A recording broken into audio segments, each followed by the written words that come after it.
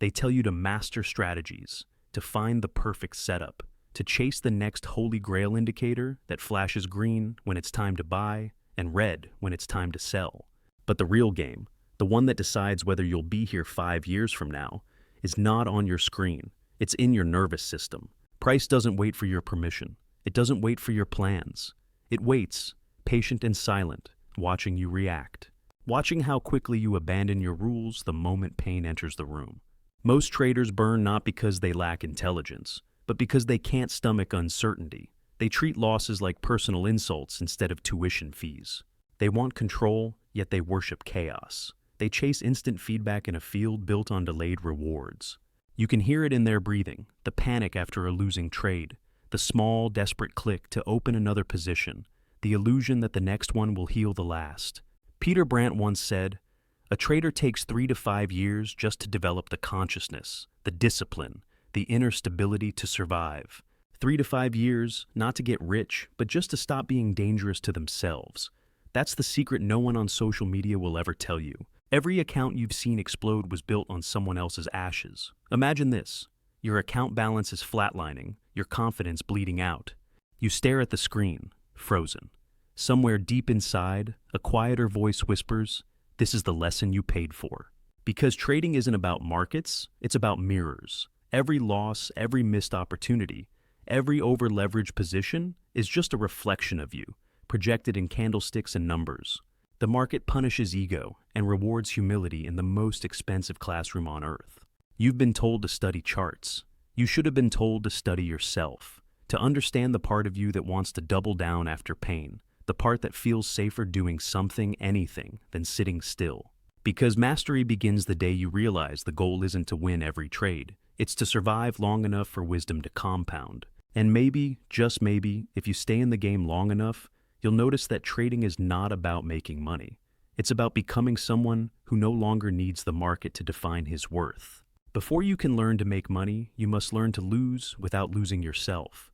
That's where every real trader begins, the apprenticeship of pain. Welcome to Trading Psychology Stick. What you're about to hear isn't financial advice. It's a map through the psychological minefield that destroys 95% of traders within their first 5 years. This is the education no broker will ever sell you. Let's begin. Chapter 1. The Apprenticeship of Pain. Every trader begins as a believer. You come in thinking you're smarter than the market, hungrier than others, chosen somehow to decode its rhythm. But the market is a mirror polished by blood. The first few trades feel like destiny. You win, you smile, you think you found your path. And then it begins, the slow dissection of your illusions. You start losing not just money, but the sense of control. Every red candle feels like a personal attack. You chase, double down, tell yourself you're learning. But what you're really learning is surrender. Peter Brandt called it the apprenticeship of pain, the phase every trader must crawl through before they even deserve to call themselves a student. He blew accounts, 3 of them. He lost everything he deposited again and again until the pain became data. He said it takes 3 years just to smell the market, to find out who you really are inside it. Because trading doesn't build character, it reveals it. If you're impulsive, it exposes it. If you're fearful, it magnifies it. If you're arrogant, it bankrupts you. And yet, those years of confusion are sacred. They are the purification process, the moment when comfort dies and awareness is born. You begin to realize you're not fighting the market. You're fighting your own biology. The dopamine rush, the cortisol crash, the trembling hands before pressing buy. The real education isn't technical analysis, it's emotional regulation. In this apprenticeship, you learn that consistency is not built through strategy, but through self-control. You start to understand that surviving a loss gracefully is more important than celebrating a win loudly. You learn to see capital not as money, but as oxygen. When it's gone, the game ends. And every mistake becomes a scar that teaches you to breathe slower, think longer, risk smaller. At some point, you stop asking, how do I make more? And start asking, how do I stop losing what I already have? That's when growth begins. Because the goal of the early years isn't profit, it's identity. You're sculpting a trader who can stand inside chaos without being consumed by it. The market will test you, break you, mock you, and finally, if you endure, teach you to see clearly. You realize every blown account wasn't failure, It was initiation. Each loss carved humility into your bones. Each restart built discipline into your routine. And every night you sat staring at a screen full of red was just the universe whispering, "Do you still want this?" Those who answer yes again and again, through exhaustion and doubt, are the ones who make it through the fire. They emerge transformed, no longer gambling for dopamine, but trading for truth. Because before a trader masters markets, he must first master his pain. And only when the pain becomes your teacher will the lessons start to stick. But pain alone isn't enough. You need guidance. In a world full of noise, sometimes salvation comes from a single voice that believes in you before you believe in yourself. Chapter 2. Find the few voices that save you. At first, you listen to everyone. Twitter gurus, Telegram prophets, YouTube experts who promise 200% gains before breakfast. Their voices flood your feed, each one louder, bolder, more confident than the last. You think the secret must be buried somewhere among them, some magic combination of words or indicators that the smart money doesn't want you to know. But after a while, it all starts to sound the same. Noise dressed as wisdom, confidence masking ignorance. Peter Brandt learned early that the market rewards silence. He found mentors, real ones, not influencers. Men who traded not for followers, but for survival. They didn't promise shortcuts. They handed out scars. One lent him money when he was broke, not because he pitied him, but because he saw the discipline forming behind the eyes of a man who refused to quit. These mentors didn't spoon-feed strategies. They handed him principles, the kind that never go out of style. Cut losses, let profits run. Words that sound simple until you've lived through their meaning. The right mentors aren't there to make you rich. They're there to make you responsible. They speak softly because they know wisdom doesn't need volume, it needs proof. Their charts are filled with annotations not of entry points, but of emotional reactions. Notes like hesitated here or feared loss. They teach you that the real enemy isn't the market. It's the chorus of unfiltered opinions trying to hijack your conviction. In time, you start pruning your environment like a gardener removing weeds. You unfollow the screenshot warriors flaunting unrealized gains. You mute the self-proclaimed prodigies who confuse luck with skill. You stop comparing your path to theirs. The noise fades, and suddenly the market feels quieter. You begin to hear the rhythm beneath the chaos, the faint pulse of probability whispering its truth. You start to internalize their voice. When you want a revenge trade, you hear your mentor say, "Walk away." When you're afraid to pull the trigger, you hear, "Trust your setup." That internal dialogue becomes your compass, keeping you aligned when emotions try to drag you off course. And perhaps the most profound realization comes quietly. Mentors don't just teach you how to trade, they teach you how to think. They strip away the lies you've been sold until only truth remains. Because when you reduce the noise, something magical happens. You stop being reactive and start being reflective. You stop chasing systems and start studying patterns. You stop trading for excitement and start trading for longevity. And within that stillness, a deeper clarity begins to emerge, the understanding that every great trader follows the same two laws. They sound cliché, but they are the razor's edge that separates amateurs from masters. Cut your losses early. Let your profits run. The rest is commentary. Think about the last 3 trades you took. Did you cut the losers fast, or did you nurse them hoping they'd heal? Did you let the winners breathe, or did you strangle them with fear? Write down one pattern you keep repeating, just one, because awareness is the first trade that costs nothing but pays everything. Chapter 3. The 2 laws, cut early, let run. It sounds simple enough to fit on a t-shirt. Cut your losses early, let your profits run. Yet most traders live their entire careers unable to obey those 8 words. They'll tweak systems, optimize entries, redesign indicators, but they will not obey. Because these aren't trading rules, they're psychological laws. To follow them is to wage war against your nature. Peter Brandt calls this the razor's edge of survival. He learned it not from textbooks, but from surgery. The brutal necessity of cutting before infection spreads. Every losing trade is a wound. Leave it untreated, and it festers into disaster. The amateur waits, hoping the market will heal his mistake. The professional acts, slicing through hope with the precision of a scalpel. It hurts. It always does. But that pain is cleaner than regret. The second law is just as counterintuitive. Letting profits run means surrendering control when things finally go right.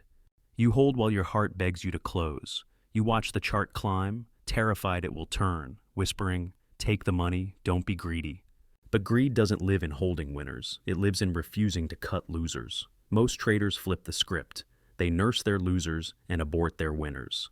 They become surgeons who cut healthy tissue and let infections spread. Brandt's genius wasn't invention, it was obedience. He knew that mastery begins where preference ends. These rules didn't excite him, they grounded him. He wasn't chasing adrenaline, he was building endurance. His charts were journals of restraint. Entries exited not when he felt like it, but when his rules said so. That's what separates professionals from tourists, the courage to be mechanical when your emotions demand drama. And it's not just financial discipline, it's existential. Cutting losses early means admitting you were wrong faster than your ego wants to. It's humility in real time. Letting profits run means having faith in a world built on uncertainty. It's surrender disguised as strength. These laws aren't about trading, they're about identity.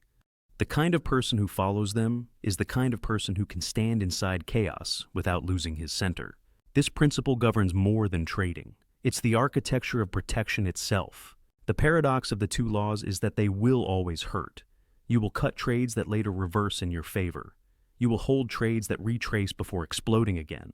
There's no perfection, only process. But over time, the pain becomes predictable, and predictable pain becomes power. Brandt once said, "You can't be a good trader unless you learn to love taking losses." That sounds insane until you live it. Because when you no longer fear losing, you finally gain the freedom to let winners breathe. So, if entries aren't everything, what is? If your next trade is statistically just another roll of the dice, what truly builds the fortune behind the charts? The answer isn't found in the click of a mouse, but in the architecture of process. Chapter 4. Process over entry. Every beginner worships entries. They spend sleepless nights scanning for perfect setups, back-testing until their eyes blur, convinced that the next candle pattern will save them.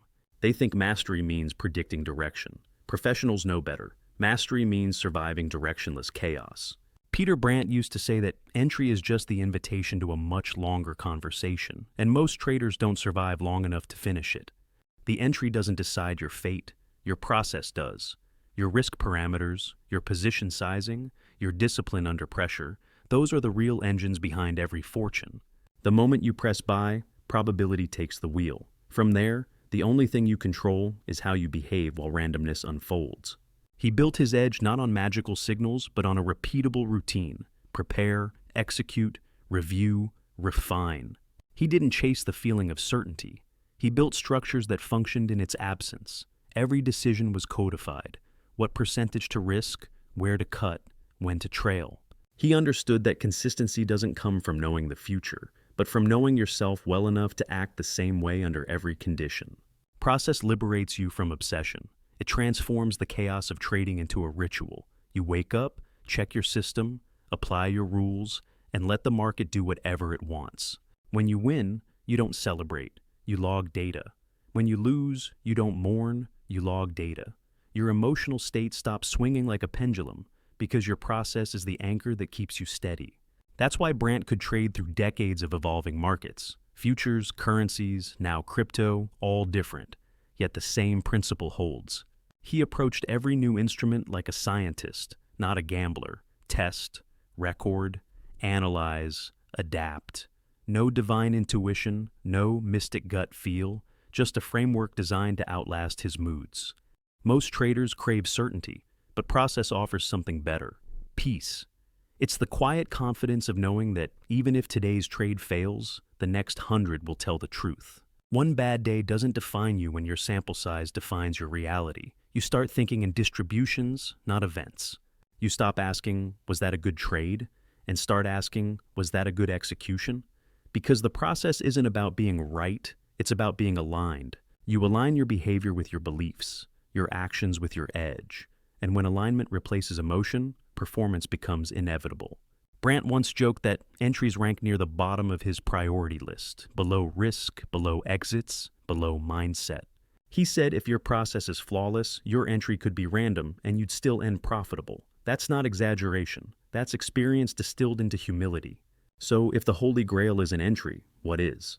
The answer hides in spreadsheets and statistics. in the cold, objective numbers that whisper truth when feelings scream lies. Because when your emotions lie to you, your data will not. And once you learn to make the numbers beg, you stop being a trader, guessing the future, and start becoming an analyst shaping it. Let me pause here for a moment. We've just walked through the fire every trader faces: pain, confusion, the desperate search for guidance, and the brutal simplicity of two laws most will never obey. But here's what changes everything. Peter didn't just survive the pain. He turned it into a system. And that system lives in the numbers, the cold arithmetic that doesn't care about your feelings.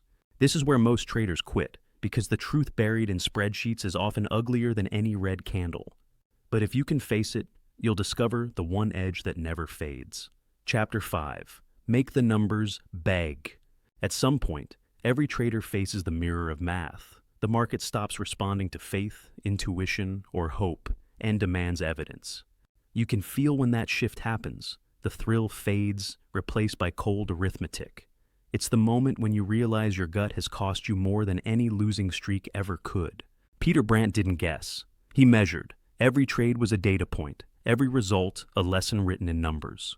He built spreadsheets that became journals of truth, not diaries of feelings, but databases of behavior, columns for entry date, exit, gain, loss, time held, risk, reward, volatility. Thousands of lines forming a fingerprint of his process. He learned to speak the language of expectancy, profit factor, and average win divided by average loss ratio, the metrics that strip away illusion. Because when you quantify yourself, you can't lie anymore. You discover your patterns, the setups you overtrade, the time frames that drain you, the positions that violate your rules. Brandt called it making the numbers beg, not to flatter you, but to expose you. He knew data isn't there to make you feel good. It's there to make you accountable. The spreadsheet doesn't care about your ego. It doesn't care that you almost took a great trade or would have made more. It only records what is. And that honesty, brutal, unfiltered, undeniable, is what builds mastery. Most traders run from the math because numbers remove the fantasy. They want stories, not statistics. But the story of every trader is ultimately written in percentages. The moment you accept that, something inside you clicks. You begin refining parameters instead of chasing setups. You learn that expectancy is your compass, the average reward per risk unit over time. You start asking, what's my profit factor this quarter, instead of how many wins did I get today? That shift from event thinking to statistical thinking is the beginning of freedom. Because in a probabilistic game, one loss means nothing, one win means nothing, but 1,000 disciplined executions tell you everything. Brandt didn't need to predict outcomes anymore. He needed to protect his sample size. He became a data scientist of his own psychology. When a trade turned negative after day one, he didn't justify it. He closed it. Not out of fear, but fidelity to the data that told him when probabilities stopped serving him. In his notebooks, he saw the brutal asymmetry. A handful of trades generated 80% of his lifetime returns. The rest existed to test his patience, to remind him that the market rewards rarity, not frequency. And that realization changed everything, because once you see the math behind your success, you stop needing constant action. You fall in love with stillness. You start treating every trade like a researcher treats an experiment, precise, detached, curious. But the data hides another truth, one more cruel, more liberating. The law of uneven contribution, the 80-20 pattern that rules not only markets, but life itself. Only a few trades feed your fortune. The rest exist to test your patience. Chapter 6. The Pareto Engine. Here's the cruel arithmetic of trading. Most of your work will yield nothing. You'll grind through dozens, even hundreds of trades, flat, break even, small losses, tiny wins, just to reach the handful that matter. Peter Brandt calls it the Pareto Engine, the law that governs not only markets but mastery itself. 20% of your trades will create 80% of your profits. The rest will only exist to test your faith in probability. He learned this through years of logging, analyzing, and humbling himself before spreadsheets. The pattern never broke. It didn't matter how many markets he traded, how many setups he tracked, or how many instruments he mastered, the equation stayed the same. A few trades carried the weight of everything else.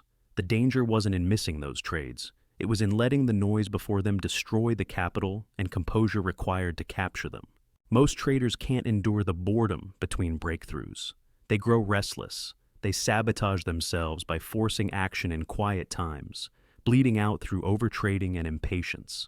They want fireworks every week, forgetting that wealth is built in silence.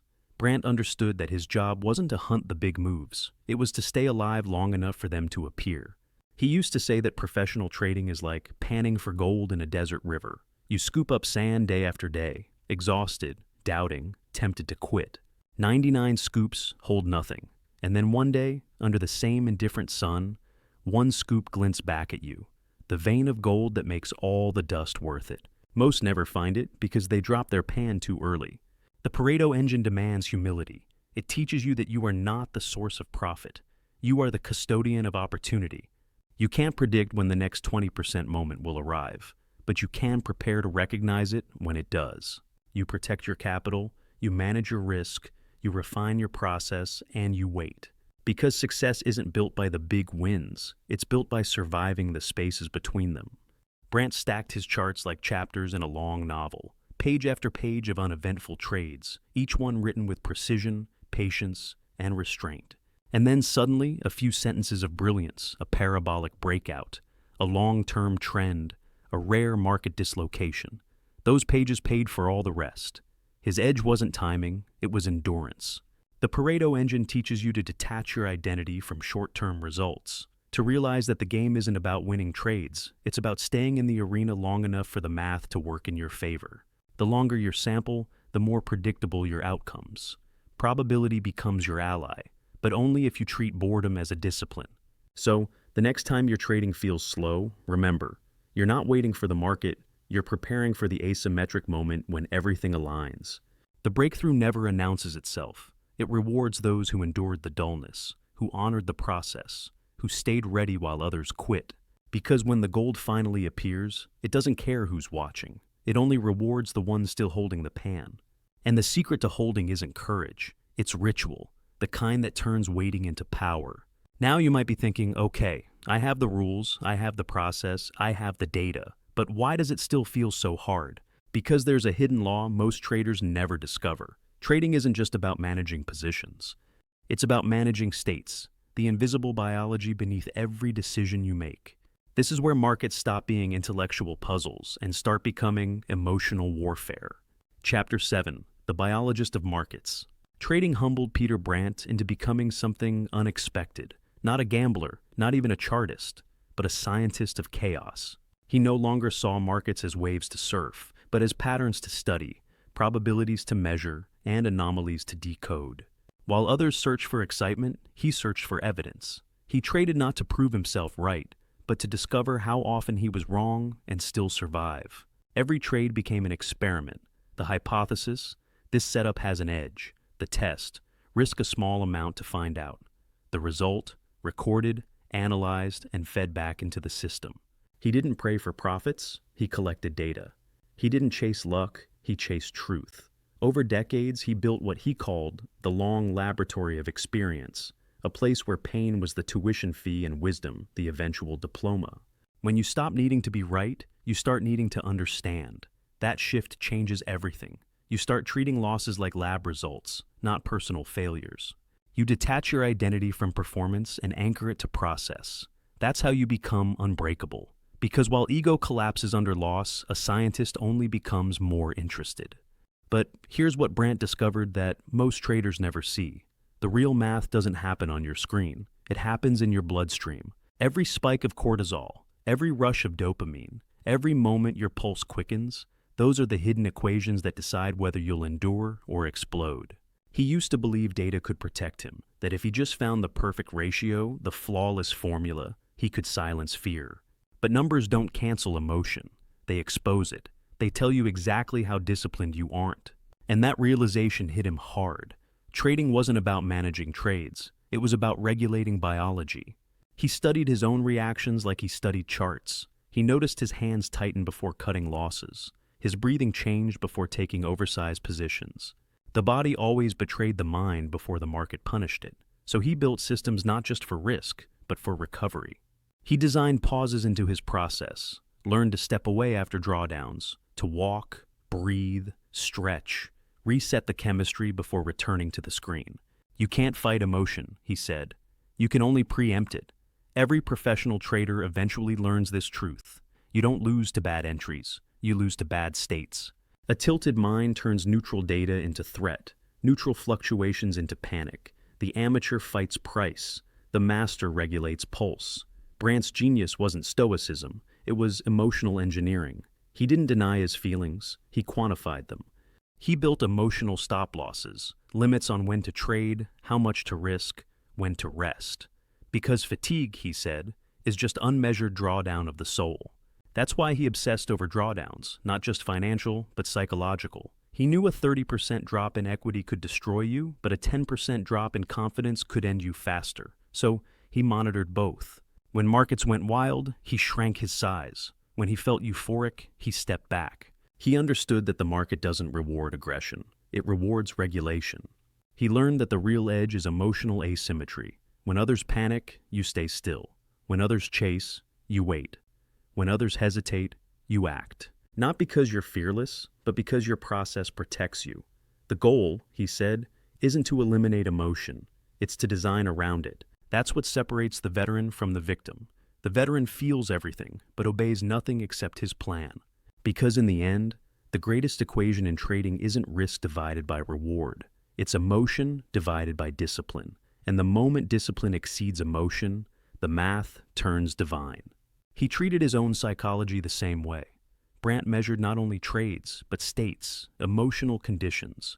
He tracked when he broke rules, why he broke them, what he felt before pressing the button. He discovered a truth that every great trader eventually finds.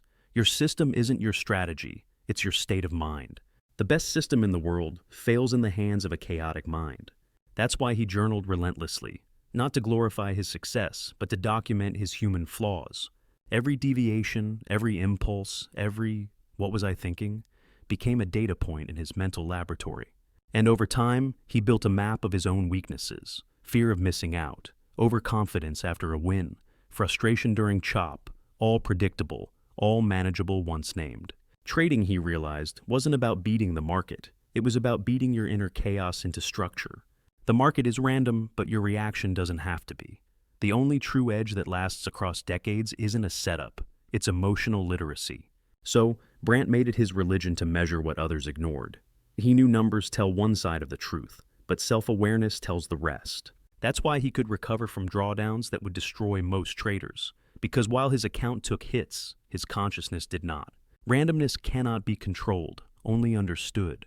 The market will always mock prediction, but it rewards adaptation. And adaptation requires attention, the quiet kind that notices patterns not in price, but in behavior. Because the greatest lesson is not in your chart, it's in your own reflection staring back after a loss. And the only way to master that reflection is to track it, study it, and learn from it again and again.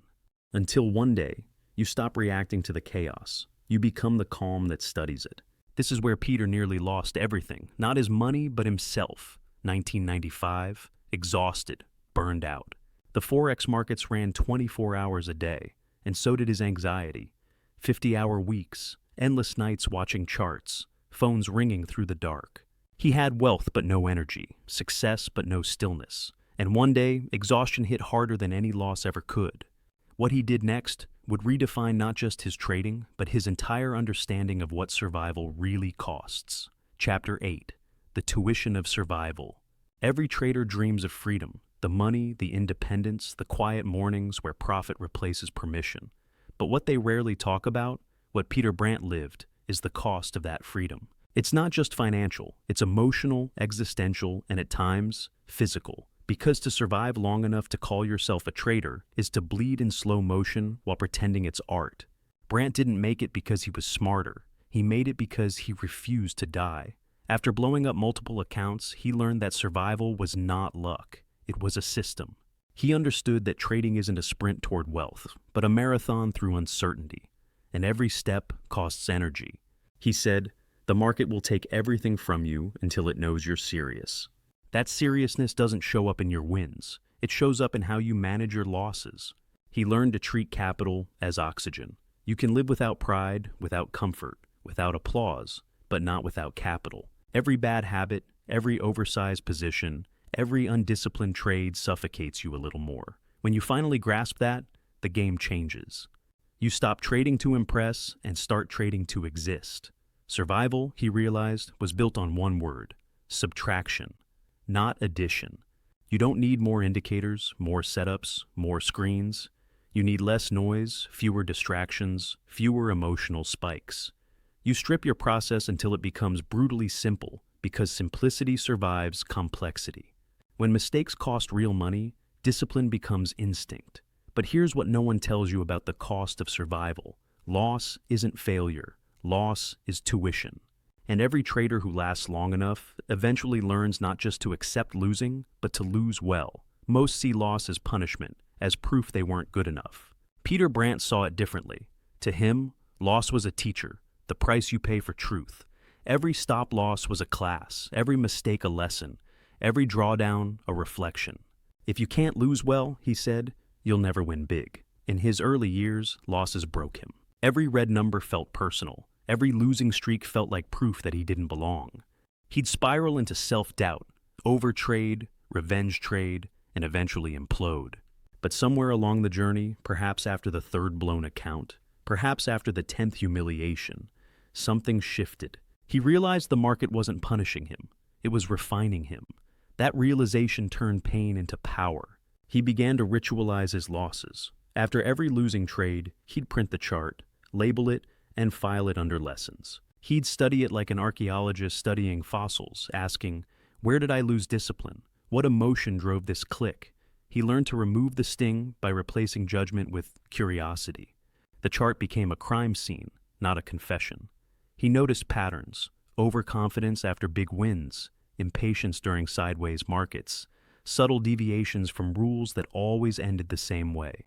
He didn't need more indicators. He needed more honesty. He stopped asking, why did the market do this? And started asking, why did I? That question liberated him. Because once you stop fearing losses, you start learning from them. And once you learn from them, they stop multiplying. That's the quiet miracle of trading. Your worst trades can become your best teachers if you're humble enough to listen. Most traders try to avoid loss. The masters build systems that expect it. Brandt risked 1% per trade, knowing half would fail. But because he cut fast and let profits run, his winners outweighed his losers by design. My job, he said, is not to prevent pain, it's to make sure it's the right kind. He compared it to a boxer's training. Every hit you take teaches you how to protect your face better next time. Pain is feedback. Without it, you'd never evolve. And so he stopped hating the red. He even grew to appreciate it, because every red bar meant he was still in the game, still testing, still alive. He often told his students, your goal is not to avoid the storm, it's to become waterproof. That's what he had become. The market couldn't humiliate him anymore, because he'd already accepted the inevitability of loss. He'd turned losing into a craft, precise, graceful, unemotional. And that's what no one tells you about mastery. It's not about avoiding pain, but refining your relationship with it. The market never stops hurting you, you just learn to hurt better. By 1995, the weight of decades had caught up to him. He had wealth but no energy, success but no stillness. And one day, exhaustion hit harder than any loss ever could. He stepped away, not because he failed, but because he'd reached the edge of his own endurance. 10 years in exile followed, a decade outside the markets he once lived for. He worked in humanitarian projects, served as an NGO representative at the United Nations, funded causes that gave meaning to the money he'd earned. It was trading in another form, only this time, the currency was purpose. And somewhere in that quiet decade, he realized that the greatest victory wasn't beating the market. It was learning how to walk away and still have yourself intact. When he finally returned in 2006, the markets had changed, digitized, electrified, unrecognizable. The old floors were gone, replaced by screens and algorithms. But his core hadn't changed. His rules still worked because discipline never goes out of style. He came back not as a conqueror, but as a survivor, and that made him invincible. Because surviving long enough to trade again, after the world has moved on, is the ultimate form of mastery. That's why Brandt could look back on 50 years of trading and smile. Not because he'd always won, but because he'd finally learned how to lose, beautifully, deliberately, and without self-destruction. Because in the end, The only traders who win are those who learn to lose without losing themselves. And the secret to that? Letting go of the one thing that destroys more traders than bad setups ever could. If you've lost money this year and felt like quitting, pause for a second. Write down in the comments one lesson that loss taught you. Not what the market did, but what you discovered about yourself. Because the traders reading this who can name their lesson are the ones who will still be here in 5 years. Chapter 9. The Return of the Master. When Peter Brandt re-entered the markets after a decade of silence, he did not return as the same man who had left. The world had changed. Screaming screens had replaced shouting traders, and emotion had been replaced by execution speed. The floor pits he once walked were now digital ghosts. Yet in that sterile new landscape, something ancient still pulsed beneath the numbers. Human psychology, untouched by time. He realized quickly that the core battle hadn't changed. It was still between fear and discipline, ego and data, chaos and control. But now, the battlefield had evolved. Every trader was armed with infinite information, but starved for wisdom. The noise was louder, but the truth remained simple. The rules that had guided him through paper charts and grain prices still whispered beneath the algorithms. Cut losses fast, let winners breathe, and protect capital like it's sacred. In 2007, he started again from zero, not in money, but in humility. He questioned whether his edge still existed, whether the chart patterns he loved still worked in the digital age. Yet as he began to record trades again, he noticed something strange. The same timeless patterns emerged, like constellations reappearing after a storm. Triangles, breakouts, consolidation boxes, old friends returning in new clothes. The medium had changed, but the psychology behind price was eternal. By 2008, he had doubled his account, a feat that felt less like triumph and more like confirmation. The craft still spoke to him. He wasn't chasing adrenaline anymore. He was conversing with probability. What had once been instinct had become intuition sharpened by data, grounded in experience. He no longer needed to force trades. He waited, watched, and struck only when the story aligned, the setup, the structure, the sentiment. He often said, "The market rewards patience disguised as boredom." Most traders can't endure that. They crave the dopamine hit, the noise, the movement. But Brandt had learned to love the stillness between signals. To him, waiting was not passive, it was preparation. He would study weekly charts, sometimes monthly, observing the long arcs of price memory that most traders never see because they zoom in too close. That zoomed-out perspective became his fortress. But there was another evolution. He began treating himself as a portfolio of probabilities, not a personality. He stopped trying to feel right. He started trying to act right. That subtle distinction changed everything. Because feeling right feeds ego, but acting right feeds longevity. He didn't need fireworks. He needed consistency. He knew that compounding doesn't come from chaos. It comes from controlled boredom, executed 1,000 times. And yet, he also knew one dangerous truth. When you master the craft, the next enemy is not ignorance. It's fatigue. Comfort kills curiosity. Consistency breeds complacency. So, he kept evolving. He began experimenting with hybrid timeframes, risk models, and new asset classes, not to find excitement, but to keep his mind sharp. Because in trading, the moment you stop learning, you start losing. And as he looked back at 50 years of chaos, failure, and fortune, Brandt understood something few traders ever do. You don't conquer the market, you outlast it. But outlasting requires something most traders refuse to surrender. The thing that whispers, "You're special," that you've cracked the code, that you deserve to be right. It's the invisible enemy that bankrupts more accounts than volatility ever could. Chapter 10. The Death of Control. Control. It's the word every trader worships, and the illusion every trader must eventually abandon. When Peter Brandt looked back on his half-century in the markets, he saw one truth clearer than any chart pattern.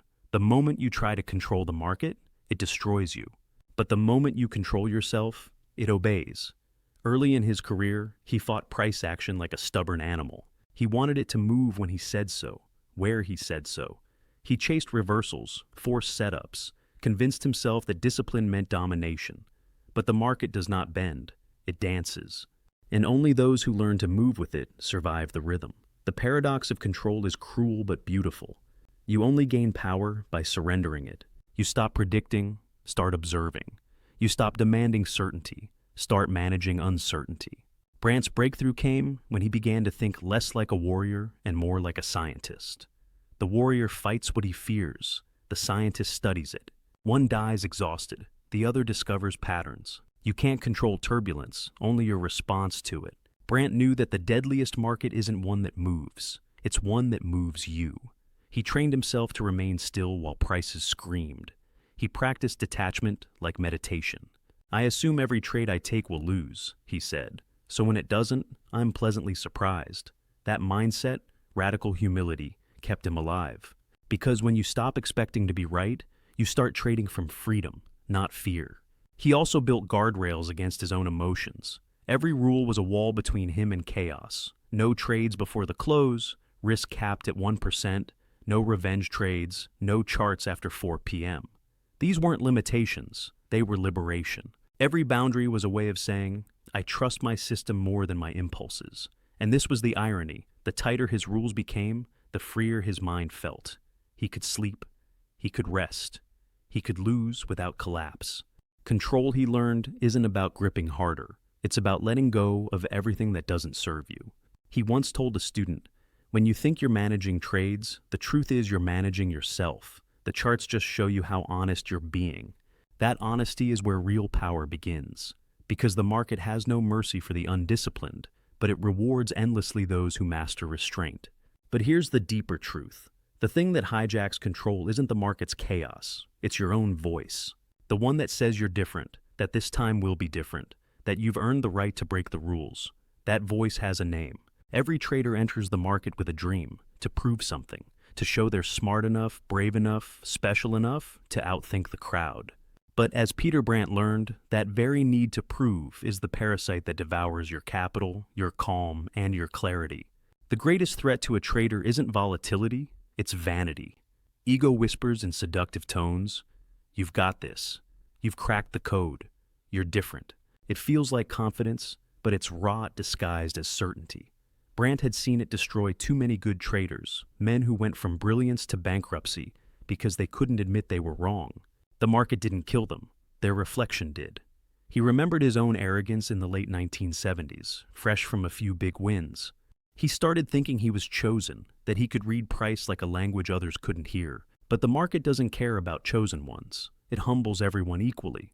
One bad trade, one oversized position, one refusal to cut losses, and it took everything back. That's how ego teaches, not through lessons, but through losses. The day Brandt's ego died wasn't the day he lost money. It was the day he stopped needing to be right. He started trading like a surgeon, detached, deliberate, and precise. He'd enter a position and immediately imagine it failing. He'd ask, if this is wrong, how do I survive? That one question built more wealth than any prediction ever could, because humility is the real leverage. He often told students, if you can't lose gracefully, you don't deserve to win. And he lived it. When a trade went against him, he didn't argue with the market. He obeyed it. Because obedience to truth is what frees you from illusion. He had no need to win arguments, he just wanted to win probabilities. The mature trader's ego doesn't vanish. It transforms. It becomes quiet, functional, almost invisible. Confidence without arrogance, decisiveness without drama. That's the paradox. To stay in this game, you must care deeply but never personally. You must be passionate about execution, but indifferent to outcome. You must act with conviction, but surrender to uncertainty. Brandt said the happiest day in a trader's life is when he realizes he's just a clerk, a humble executor of probabilities, not a prophet, not a genius. Just a worker in the temple of randomness, maintaining order in his own small corner of chaos. That humility isn't weakness, it's armor, because ego cracks under pressure, but humility absorbs it. And once ego dies, discipline becomes effortless. You stop fighting yourself. You stop forcing trades to validate your worth. You no longer need validation to see yourself. That's why Brandt could survive 50 years in an industry that devours 95% of its participants within 5, because he outlived his ego. And the trader who buries his ego doesn't just survive, he transcends. Control yourself, and you control the only variable that ever mattered. Mastery isn't domination. It's surrender with precision. But surrender to what? To randomness? To fate? No. to something simpler, something most traders mock until they discover it's the only thing that lasts. The power of boring repetition. Think about the last time you broke your own rule. What voice convinced you it was okay? Was it confidence, or was it ego pretending to be confidence? Name it. Because the traders who survive aren't the ones who silence that voice, they're the ones who learn to recognize it before it clicks the mouse. Chapter 11. The Religion of Routine. There comes a point in every trader's evolution when adrenaline stops working. The chaos, the excitement, the thrill of catching a move, they lose their flavor. What replaces them isn't passion, but devotion. Peter Brandt called it his religion, the daily ritual that turned trading from a gamble into a sacred practice. He woke at the same hour every morning, coffee steaming beside handwritten notes. No noise, no Twitter, no predictions, just charts, structure, and silence. He didn't look for trades. He reviewed patterns, cataloged probabilities, checked positions. His charts were no longer battlegrounds. Each bar, each candle, a verse in a larger story about human behavior. Brandt understood that rituals are stronger than motivation. Motivation burns hot, then dies. Ritual endures. It becomes muscle memory for the soul. The secret, he once said, is to make discipline boring enough that your emotions get tired of interfering. He didn't need to feel inspired. He just needed to execute. The edge wasn't brilliance, it was repetition. He logged everything, every trade, every decision, every deviation. If he broke a rule, it went into the journal. If he violated a stop, he noted the reason. Over time, that journal became his confessional. It exposed him, humbled him, and guided him. He didn't run from his flaws. He documented them until they lost their power. Trading is my reflection, he said. Every day it shows who I am willing to be. The more he followed his rituals, the calmer he became. Routine built rhythm, and rhythm created detachment. When your days are predictable, your emotions have nowhere to hide. He treated time itself as a trading partner. The 4 p.m. close meant screens off, non-negotiable. No matter how tempting the markets were, he walked away. Because mastery isn't knowing when to enter, it's knowing when to stop. To outsiders, his process looked dull. Charts, notes, coffee, silence. But inside that monotony was transcendence. He didn't chase chaos anymore. He orchestrated it. Each routine, each boundary, each rule was a way of saying, I refuse to be ruled by randomness. When students asked how to stay consistent, he would smile and say, build a schedule so strict your emotions can't find a crack to crawl through. They thought it was a metaphor. It wasn't. It was survival. Simplicity became his weapon. Over the years, that devotion became something beyond trading. It was meditation, discipline, art, and therapy.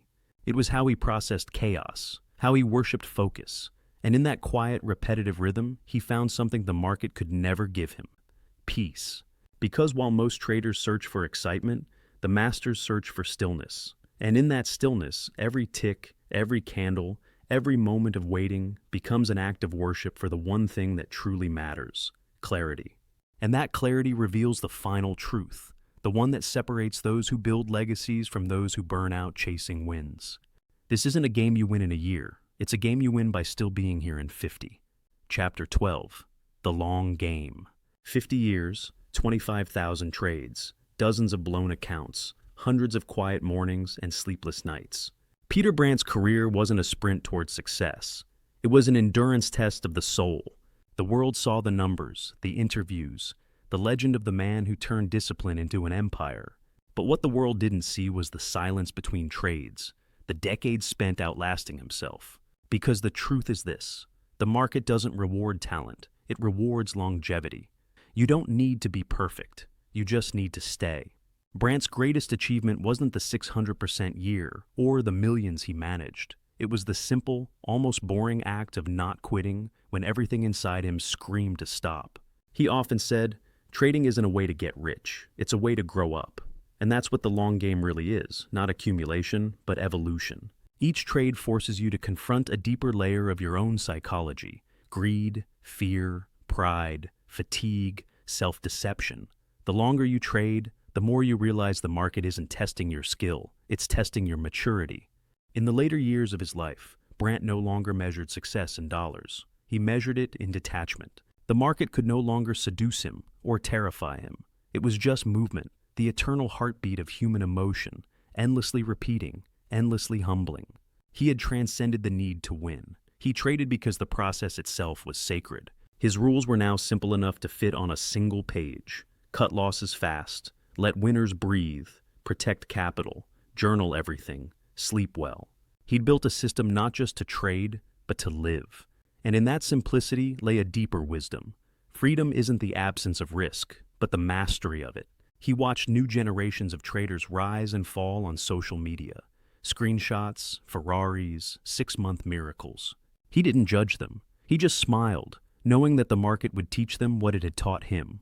Time is the ultimate filter. Everyone looks brilliant in a bull run. Only the disciplined survive the desert. When asked what advice he'd give to his younger self, he said, "Stop trying to make a fortune. Try to make good decisions. The fortune will find you later." That's the paradox of mastery. The less you chase results, the more results chase you. The long game, he realized, isn't about beating the market. It's about outlasting the part of yourself that wants to quit. And in that quiet truth lies the essence of every craft worth dedicating your life to. Whether it's trading, writing, music, or art, mastery isn't a moment. It's a marriage between time, humility, and repetition. When you play long enough, you stop needing applause. You stop fearing loss. You start to see the rhythm of life itself inside the charts. Expansion, contraction, chaos, calm, and realize that the market was never your opponent. It was your teacher. And the lesson was never about money. It was about who you become when you stay. So here's the question. What if you treated your life the way Peter Brandt treated the market? What if every failure was just a small, well-managed loss? What if every mistake became a data point instead of a death sentence? What if your entire existence was one long experiment in self-discipline, emotional regulation, and quiet mastery? Trading at its core is a reflection of life, brutal, honest, and always fair. The same principles that kept Brandt alive through 50 years of chaos will keep you alive through anything. Risk small, learn fast, detach from outcomes, stay curious, protect your capital, emotional or financial. You can lose money and rebuild, but if you lose your nerve, your focus, your humility, you're done.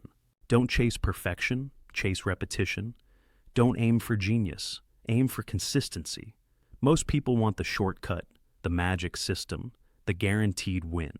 But the truth is that mastery hides in monotony. The world rewards those who stay when everyone else walks away. That's your edge. So start small. Build your system. Keep a journal, not of what you did right, but of what you felt when you did it wrong. Learn your patterns the way a trader learns his drawdowns. Your mind has a risk curve too. Know it, respect it, then play within it. Because life, like trading, is a long game of controlled uncertainty. You will lose days, lose confidence, lose people. But if you stay in the process, you'll win wisdom. And wisdom compounds faster than any capital ever could. Here's your first trade as a different person. Today, right now, open a notes app and answer these 3 questions. 1. What's the last decision you made out of ego instead of data? 2. What's one rule you keep breaking in your life, and what would change if you treated it like a stop loss? 3. If you journaled your emotional state before every major decision this week, what pattern would you discover? Write it down. Not tomorrow, now. Because Peter Brandt didn't become a master by reading about discipline, he became one by documenting his failures until the patterns couldn't hide anymore. If you've ever sabotaged yourself and didn't know why, comment journal below. Let's see how many of us are ready to trade our excuses for evidence. And if this hit you differently than the usual motivational noise, subscribe. Because the next video breaks down the exact pattern system Brandt uses to read not just charts, but human psychology itself. The market is waiting, but first, you need to meet yourself. So, place your stop below your ego, set your target at your highest potential, and risk 1% of your comfort every single day.